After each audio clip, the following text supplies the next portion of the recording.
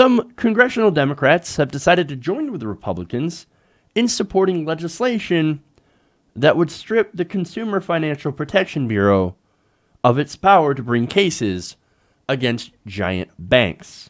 For example, Wells Fargo, which was recently in the news for being fined $1 billion. Let me go and detail or get into the details of why they face such a fine. Now, according to the Huffington Post, Wells Fargo had forcibly placed duplicative or unnecessary insurance on hundreds of thousands of vehicles owned by customers who had taken out a car loan with the bank. So, look, they get their own insurance, and then this company, this bank, basically adds insurance on top of it. I wonder who that benefited. Now, this not only resulted in typical charges of over $1,000, to which these customers had never agreed. Now think about that. You and your family, look at your financial situation. You think you could afford another extra $1,000 in charges on top of what you're already paying?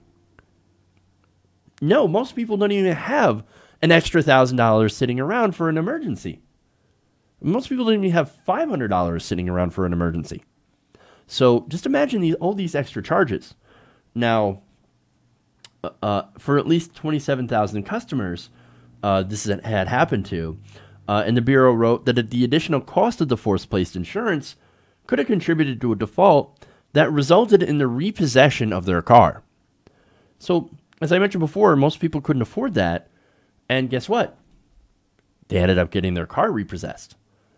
Not having a car makes it very difficult to hold down a job, which makes it very difficult to pay the bills, which makes it very difficult to find another job. So it ends up being this cycle of debt that I'm very familiar with.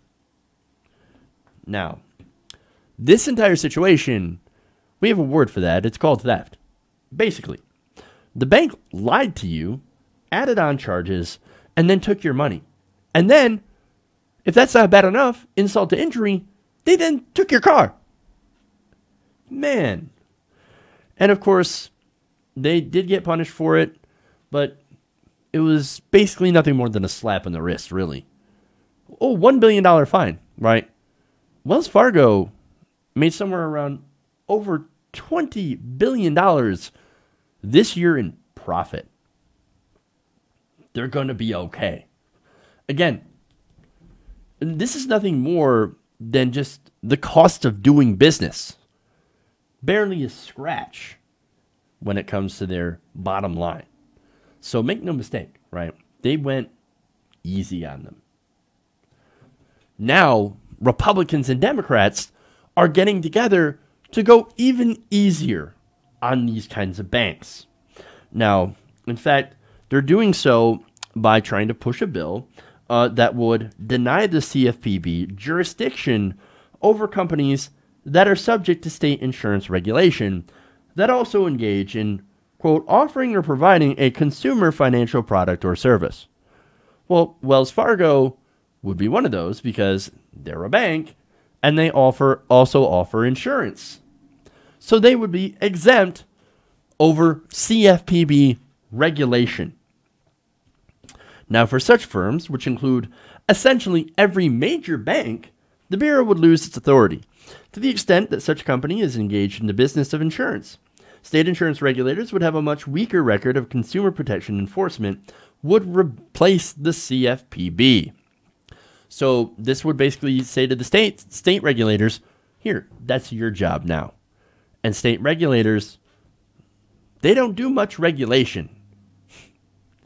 Now, the legislation was authored by a Republican out of Wisconsin named Sean Duffy. Now, Sean Duffy is a huge friend of the banks. It was also backed by Representative Gwen Moore, that's a Democrat from Wisconsin, Senator Tammy Baldwin, also another Democrat from Wisconsin, along with other 6 conservative House Democrats, and Joe Manchin. So I make a special note for him because, again, he is incredibly friendly to the banks and incredibly friendly to large multinational corporations. Big surprise. Not really. That's why we call him a corporate Democrat. So, make no mistake that this bill, which is now bipartisan, would basically end the authority of the CFPB on these banks. Now, look, under Mulvaney, the Consumer Financial Protection Bureau has essentially been gutted anyway. They're not going to take any new enforcement action. And look, that's because Mulvaney wants it that way. So go after payday lenders? Pff, no, of course not. Go after big banks? Hell no. The only thing that they did is that they went after Wells Fargo. But, as I said before, this is a slap on the wrist. So, nice job. Now, Duffy, as I said before, is a huge friend of the banks, along with Mick Mulvaney. And which, by the way, Mulvaney, before he got the top spot at the Consumer Financial Protection Bureau, he had called the Bureau a sick-sad joke. Well, look, in my opinion, allowing a bank to basically charge you things without your permission, among with so many other things that Wells Fargo has actually been found to have been guilty of doing, and then using those fees to essentially steal your car, is both sick and sad.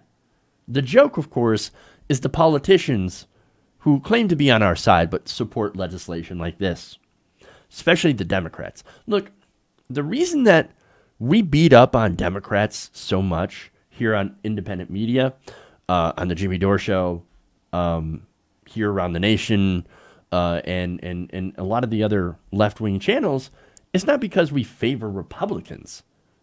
No, we expect Republicans to do this.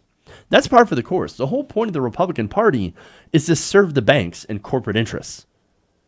That's the whole reason for their fucking existence. But Democrats, we expected a little bit more from them. We expected not for them to not roll over for the banks and large corporations. And that, of course, is the joke, that they are actually on your side. Look, man, Joe Manchin and Gwen Moore, they've never met a piece of bank deregulation that they didn't like. And, of course, they get away with it because mainstream Democrats are like, well, but we need a conservative to win in West Virginia. No, you don't. It turns out Republicans also hate corruption. And if Bernie's visits to West Virginia showed you anything, it's that a progressive message does resonate. And not only that, but the campaign of Paula Jean Swearengin, that also shows you how a progressive message can resonate with West Virginia. So, I don't know, maybe they should run somebody with a message of, hey, we won't let the banks rip you off.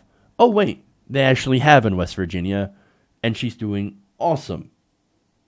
But what a concept, right? And it just proves the corporate Democratic narrative. I can't wait for Paula Jean to rip Manchin's face off in the primaries. That's going to be awesome. But anyway, now, look, Tammy Baldwin. Huffington Post reached out to Manchin and Moore and got no response. However, they did get a response from Tammy Baldwin. In fact, her staffer said, quote, no, not quote. Hold on, let me get to the quote here. But basically she says, this doesn't help the banks at all. Quote, that legislation does not strip or change the agency's authority to enforce compliance when an insurer offers CFPB-covered products. The bill simply clarifies that the CFPB's role is to enforce consumer protection laws and also reinforce existing laws on state-based regulation of insurance by state insurance offices and commissioners. The CFPB retains the oversight authority being used in its enforcement action against Wells Fargo, which Senator Baldwin has strongly supported. Well, that's a pretty poor explanation, actually, because it turns out that the language in this bill happens to be very broad and very expansive, and it has the potential to undermine enforcement against a vast array of abuses perpetrated by financial conglomerates. Now, Birnbaum, executive director for the Center of Economic Justice, called this bill outrageous. He said, With the exception of a few states, the record of state regulators on this is terrible. Wells Fargo force-placed some 800,000 policies erroneously. No insurance regulator caught that. It only took the Consumer Financial Protection Bureau to catch Wells Fargo doing all these violations and to actually recoup some of the money that regular people had lost. In fact, since its creation, the Consumer Financial Protection Bureau has given back $12 billion of money stolen by financial institutions and other companies back to the American people. So, look, this language is vague. This language will allow for a lot of these companies to no longer be regulated by the Consumer Financial Protection Bureau. And it would allow court challenges if the Consumer Financial Protection Bureau were to act against some of these insurance providers. That's the truth of what's going on.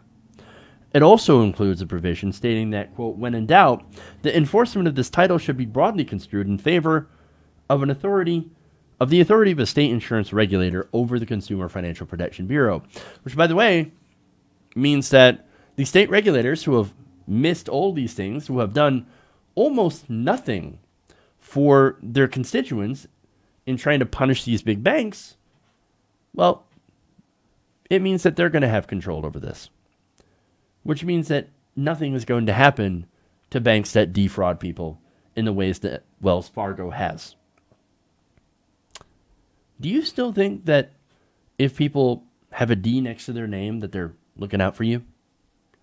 You'd have to be incredibly naive at this point to believe that. People like Joe Manchin and Gwen Moore, they're not on your side. And for Manchin, he's basically a Republican. And so are a lot of the rest of the corporate Democrats, who are more than willing to sell you out if it means a paycheck. Look, that's why primaries are so important. We got to vote these people out. We got to challenge them from the left. We got to come after them, or else nothing is going to change. Hey everybody, thanks for watching this video. If you want to see more like this, please hit the subscribe button below. And if you want to support truly independent progressive media, please consider becoming a patron at patreon.com/TYTNation.